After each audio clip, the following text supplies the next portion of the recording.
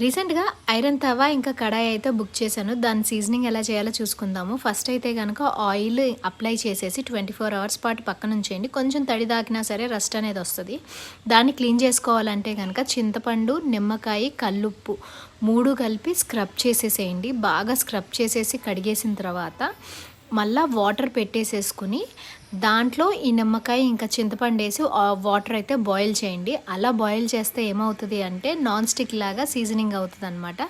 తవా మీద అయితే గనక జస్ట్ ఆయిల్ అప్లై చేసేసి ఉల్లిపాయలు ఫ్రై చేసేయండి. కడాయి అయితే గనక ఆ చిన్న టిప్ ఫాలో అవ్వండి. నాన్ స్టిక్ లాగా తయారైపోద్దనమాట. కానీ ఎప్పుడు కొంచెం వాటర్ తాకినా సరే రస్ట్ అనేది పడతది.